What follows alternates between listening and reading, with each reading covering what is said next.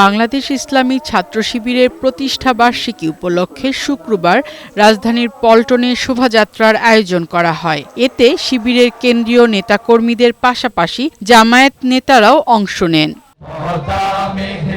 পরে অনুষ্ঠিত সমাবেশে শিবিরের সভাপতি জাহিদুল ইসলাম বলেন, ফ্যাসিবাদকে পুনর্বাসনের অপচেষ্টা দেশের জনগণ মেনে নেবে না।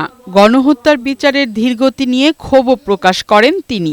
যারা আবার বিশৃঙ্খলা এবং হত্যার রাজনীতি শুরু করবে, বাংলাদেশের ছাত্র সমাজ তাদেরকে ঐক্যবদ্ধভাবে প্রতিহত করবে।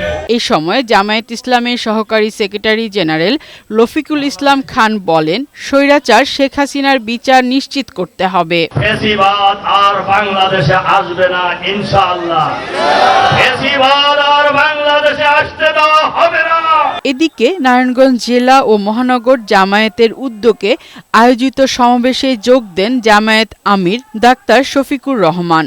এ সময় তিনি বলেন, পলাতক স্বৈরাচার উস্কানি দিয়ে দেশকে অস্থিতিশীল করতে চাচ্ছে। বর্তমান সরকারকে এই অপচেষ্টার বিরুদ্ধে কঠোর হতে হবে। হাজার হাজার মানুষ যারা খুন হলো, গুম হলো, যারা রক্তাক্ত হয়ে পঙ্গু হয়ে এখন হাসপাতালের বেডে কাতরাচ্ছে, সেই সময় আপনারা আবার উস্কানি দেন, এইটা কি বাংলাদেশের মুক্তিপাগল মানুষ সহ্য করবে? সুতরাং উস্কানির কারণে যত পরিবেশ সৃষ্টি হবে তার সমুদয় দায় উস্কানিদাতাদেরকেই নিতে হবে। আওয়ামী লীগের নেতাকর্মীরা দেশে যত টাকা লুট করে বিদেশে পাচার করেছে তা ফিরিয়ে জনকল্যাণে ব্যয় করতে সরকারের প্রতি আহ্বানও জানান তিনি।